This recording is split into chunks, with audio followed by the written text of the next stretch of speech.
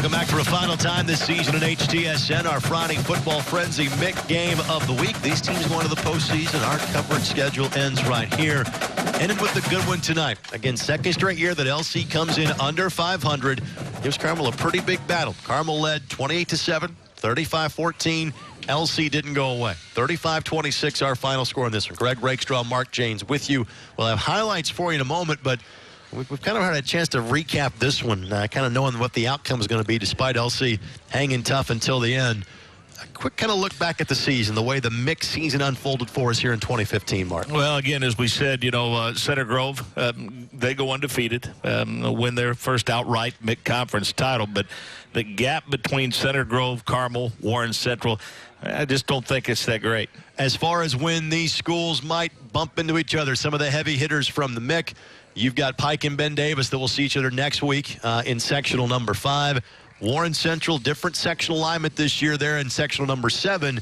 So potential meeting with Center Grove for them looms at the regional round and not the semi-state. Yep, health is a key. Some guys got banged up for Carmel tonight. We don't know what the injury reports are for the other schools. Those things, along with the intangibles like penalties and no empty possessions, things of that nature, those will all be key when they get to the postseason. All of that focus starts tomorrow, but tonight we'll keep our focus on this game. Highlights from this one, the 35-26 win for Carmel, and Jared Dokes, as good as advertised for Lawrence Central this evening. Yeah, he had a pretty nice bookend. Had a good first quarter, pretty good fourth quarter. Late in the third, started to get him on track a little bit. But other than that, they struggled to find any consistency whatsoever against a really, really good Carmel defense. Remarkable for Dokes in terms of consistency. Last year against the Greyhounds, 30 carries, 201 yards, and 2 touchdowns. Tonight, 30 carries, 198 yards, and 2 touchdowns for Dokes against Carmel. And for the Greyhounds, the big play was the thing. Yeah, and, we talked about Walker and what he means to this offense. 6 touchdowns in 2 previous games. Didn't really have a big game tonight. Didn't really need him because of Merriweather and company. 90-yard catch here by Perkins, one of 2 catches he would have for the night. Scoring plays tonight for Carmel. 90 yards, 65 yards, 74 yards. And a 63-yarder to set up the first touchdown of the game. Those big plays are going to make the highlight reel, but let's face it, very, very effective between the tackles tonight. Their running backs did a really nice job. Credit that offensive line. But, Greg, when you look at all of the ways that they can score, the proverbial straw that stirs this drink, if you will, is their outstanding quarterback, Michael Victrop, and he had a solid game tonight. Ethan Merriweather, a career night for him. 5 catches, 176 yards, and 2 touchdowns.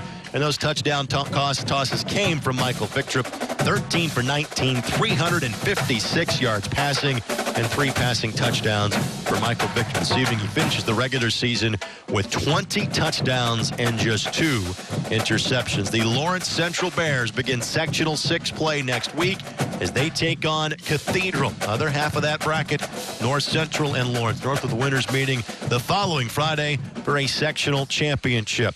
Sectional number 4 for the Carmel Greyhounds. Again, they will open up with Noblesville. That great rivalry game, HSE and Fishers, will be in the other half of the bracket. If HSE wins and Carmel wins, the sectional title game is at Hamilton Southeastern.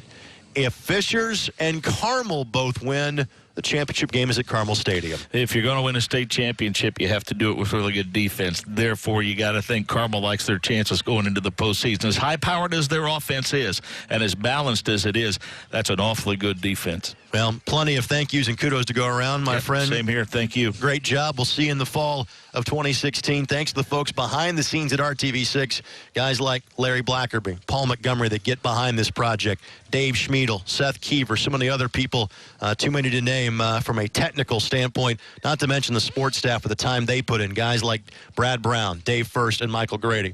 Thanks to our tremendous crew from Webstream Sports, headed up by our producer, Damon Lewis, all season long, Alan Hughes, etc. Everybody on our crew every Friday night did a masterful job. It takes a lot to make Mark and I look good, and they did that each and every Friday night. A tip of the cap and a job well done. But also a thank you to the ADs, coaches, players, and fans. It's a pretty unique deal we have here covering MIC football each and every week. It's the best football conference in this state. There's little doubt about that. And it's a pleasure and honor to be associated with it for a second consecutive year. Congratulations, Carmel, on the win this evening. Congratulations, Jared Dokes, on the fantastic effort. And best of luck to each of these two teams and all the schools in this conference in the state going into the postseason next week. For the final time this season, you've been watching the Friday Football Frenzy Mick Game of the Week on HTSN.